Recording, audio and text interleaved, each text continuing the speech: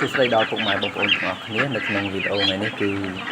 ខ្ញុំមកថតទស្សនវិជ្ជាមន់របស់ខ្ញុំដែលខ្ញុំដាក់ស្រូវដាក់ចំណីឲ្យវាស៊ីបាទហើយនៅក្នុងវីដេអូថ្ងៃនេះដែរគឺនិយាយតាក់ទងទៅនឹងបញ្ហាភ្លៀងដែរដោយសារតែនៅខាងខ្ញុំមេចាប់ដើមងឹតហើយក៏ដូចថាវាអាសាភ្លៀងបាទវាអាសាភ្លៀងហើយខ្ញុំថតវីដេអូនេះគឺថតឲ្យបានមុនភ្លៀងព្រោះកាលណាតែភ្លៀងគឺពិបាកថតដល់បងប្អូនមន់សើមស្លាប់ផងហើយរងថ្ងៃនេះកំពុងតែរៀបសស្រាក់ស្រាំដៃជើងដែរបងប្អូនឆ្លៀតទនេ1ម៉ោងកន្លះម៉ោងអីមកបត់ស្លឹកដេស្លឹកខ្លួនឯងអញ្ចឹងណាបាទហើយមន់របស់ខ្ញុំដូចខ្ញុំបញ្ជាក់អញ្ចឹងយើងអត់ដឹងថាតើរដូវភ្លៀងបែបហ្នឹងយើងអាចការពារវាបានប៉ុណ្ណាទេហើយសួរថាតើមកពីមូលហេតុអីដូចបងប្អូនដឹងស្រាប់ហើយនិមួកវាជុះដល់ណាមេរោគមានដល់ហ្នឹងអានេះសម្រាប់សត្វមាន់ណាហើយសម្រាប់វីដេអូមួយនេះក៏ប្រហែលជាអាចមានសម្លេងរំខានដែរដោយសារមានហ៊ីងយំផងមានភ្លៀងវាអត់ទាន់ដាច់វានៅប្រុយនៅឡើយទេហើយខ្ញុំថតនេះគឺខ្ញុំថតនៅពេលថ្ងៃមុនភ្លៀងបាទនៅពេលមុនភ្លៀងពេលអាសៀលហើយដល់ពេលខ្ញុំថតហើយក៏អត់បានគឺថានិយាយអីឲ្យពេញលេញជូនបងប្អូនដែរអញ្ចឹងខ្ញុំមានតែបន្ថែមសលេងខាងក្រៅដើម្បីនិយាយឲ្យបានច្បាស់ទាក់ទងទៅនឹងការចិញ្ចឹមមាន់ដូចជាការថែទាំអញ្ចឹងទាក់ទងនៅក្នុងរដូវភ្លៀងហើយខ្ញុំក៏តែងតែប្រាប់ដែរថាការចិញ្ចឹមមាន់គ្មានអ្នកណាម្នាក់ដែលថាចិញ្ចឹមមិនចេះងាប់ទេប៉ុន្តែគាត់ថាពាក្យថាងាប់តិចឬច្រើនអានឹងអាស្រ័យលើយើងថែទាំអាស្រ័យលើយើងព្យាបាលវាបានទាន់ពេលវេលាទេតែប្រសិនបើចុះជំងឺហើយយើងព្យាបាលអត់ទាន់ពេលទេវាអាចងាប់ច្រើនឬក៏ងាប់អស់ឬក៏នៅសល់ខ្លះអីចឹងទៅដូចខ្ញុំពីមុនចឹងណាបាទហើយខ្ញុំក៏មិនមែនតែម្ដងដែរបងប្អូន2 3ដងហើយគឺតែងតែមានអញ្ចឹងរហូតបាទជួនចឹងទៅឆ្នាំខ្លះគឺអត់អីទេបាទខ្ញុំលក់បានជាហូរហែតែឆ្នាំខ្លះ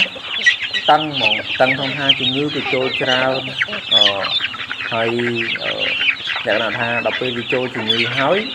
យើងប្រឹងទប់វាផងហើយក៏នៅតែមិនចង់ឈ្នះទៀតណាបាទវាអញ្ចឹងឆ្លងតាមរយៈបទពិសោធន៍ខ្ញុំមកនិយាយតិចទាក់ទងទៅនឹងការថែទាំរដូវភ្លៀងបែបនេះគាត់ថាតើការធ្វើរបស់ខ្ញុំទទួលបានលទ្ធផលប៉ុណ្ណាខ្ញុំអត់ដឹងទេណាបងប្អូន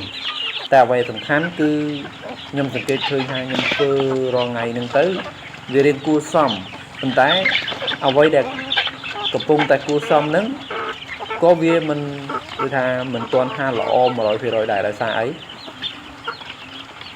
នៅយើងក៏អត់អាចធន់នឹងអាកាសធាតុធន់នឹងទឹកភ្លៀងបានជារៀងរាល់ថ្ងៃដែរបងប្អូនចង់ដឹងបងប្អូនទៅដេកនៅកណ្ដាលភ្លៀងរាល់ថ្ងៃនោះតើបងប្អូនអាចដេកកើតអត់ធន់អត់សត្វក៏ដូចគ្នាហើយអញ្ចឹងហើយបានរាល់ថ្ងៃនេះគឺខ្ញុំកំពុងតែស្រោតនៅក្នុងការដេកស្លឹកសម្រាប់ប្រក់បាទសម្រាប់ប្រក់ព្រោះខ្ញុំដឹងច្បាស់យើងត្រូវភ្លៀងតែម្ដង2ដងអីជួនយើងគ្រុនយើងប្រាស្រ័យហើយជួបគ្នាជាសត្វចំណុចហ្នឹងហើយគឺជាកត្តាគូផ្សំដែលធ្វើឲ្យយើងថែទាំមាន់បានល្អនៅរដូវភ្លៀងហើយកត្តាគូផ្សំមួយទៀតអីគេគឺការធ្វើវ៉ាក់សាំងការពារជំងឺការបាញ់ថ្នាំសម្លាប់មេរោគទៅលើដីលើទ្រុងហើយកត្តាមួយទៀតអីគេគឺការផ្ដល់ចំណីដែលគេហៅថាពង្រឹងសុខភាពឲ្យវាធន់ហើយសួរចំណីដែលធន់ចំណីអីគឺប្រភេទចំណីស្ងួតហើយជាចំណីដែលធ្វើឲ្យរាងកាយវាមាំមួនបាទដូចជាពោតក្រហមស្រូវបណ្ដុះអីហ្នឹង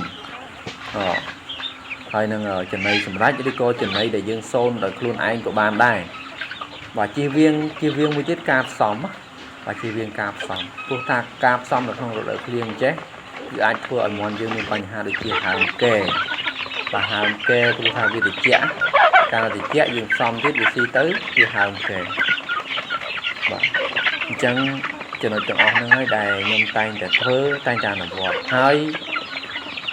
ជោគជ័យគឺច្រើនបាទជោគជ័យច្រើនការបរាជ័យតិចនៅក្នុងចំណោម10ដងនៃការចិញ្ចឹមរបស់ខ្ញុំបរាជ័យតែ3ដងអីទេតែខ្ញុំជោគជ័យដល់ទៅ7ដងហើយអានេះគឺរាប់ថាវាជារឿងមួយដែលល្អដែរសម្រាប់យើងអ្នកចិញ្ចឹមមាន់នៅពេលដែលយើងដឹងអស់សពគ្រប់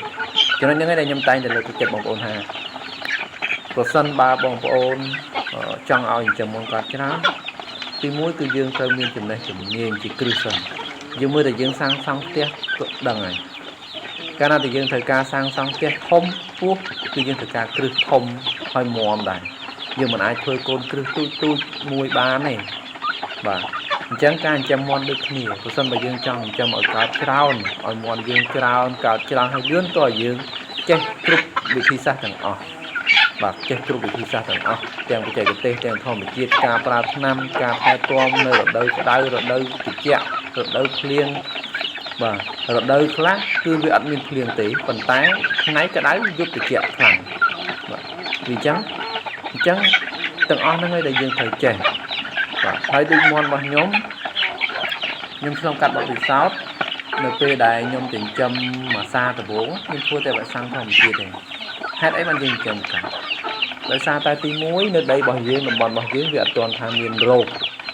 បាទវាអត់មានរោគអញ្ចឹងយើងអត់ហត់ចិញ្ចឹមទេតែកន្លែងរបស់យើងថ្មីហើយស្រឡះបាទអត់ហត់ចិញ្ចឹមទេអត់ហត់ថែទេតែនៅពេលដែលយើងចិញ្ចឹមយូរទៅគឺកន្លែងរបស់យើងដំណាំយើងក៏កាន់តែធំកន្លែងរបស់យើងក៏កាន់តែសម្បូររោគនៅពេលដែលវាជុះលមុខវាជុះទៅវាមានរោគច្រើនបាទអញ្ចឹងធ្វើឲ្យមានបញ្ហាចំណុចទាំងអស់ហ្នឹងហើយដែលខ្ញុំតែងនិយាយប្រាប់បងប្អូនហៅថាការចិញ្ចឹមត្រូវការផ្លាស់ប្ដូរហេតុអីបានយើងត្រូវផ្លាស់ប្ដូរគឺដើម្បីឲ្យការចិញ្ចឹមកើតហ្នឹងហើយបាទចិញ្ចឹមកើតបើមិនបើយើងមិនចេះផ្លាស់ប្ដូរទេយើងនៅតែប្រើវិធីដដែលបញ្ហាដូចឆ្នាំទៅជាក់ស្ដែងឆ្នាំទៅខ្ញុំចិញ្ចឹមកំពុងតែកើតទាំងចុះជំងឺព្រឹបហើយសួរថាតើជំងឺទៅពេលដែលចុះទៅមាន់យើងអាចរស់បានអត់ទាំងអស់អត់គឺ no បាទអត់អាចរស់បានទាំងអស់ហើយក៏មិនអាចគេហៅថាងាប់តែអាតូចដែរតែចុះជំងឺអាតូចហ្នឹងហើយដែលនៅរស់បានយូរជាងអាធំចង់បញ្ជាក់ចឹងអ្វីសំខាន់គឺយើងត្រូវព្យាយាមអស់លទ្ធភាពបាទយើងថែទាំយើងការពារវាទៅបានហ្នឹងសម្រាប់វីដេអូរបស់ខ្ញុំអត់មានអីបន្តទៀតទេមានប៉ុណ្ណឹងខ្ញុំបាទសូមអរគុណដល់បងប្អូនទាំងអស់ដែលតែងតែតាមដាននិងគាំទ្រហើយបើសិនបើខុសឆ្គងអីក៏សូមខន្តីអភ័យទោសផងបាទខ្ញុំបាទសូមអរគុណសូមគោរពលា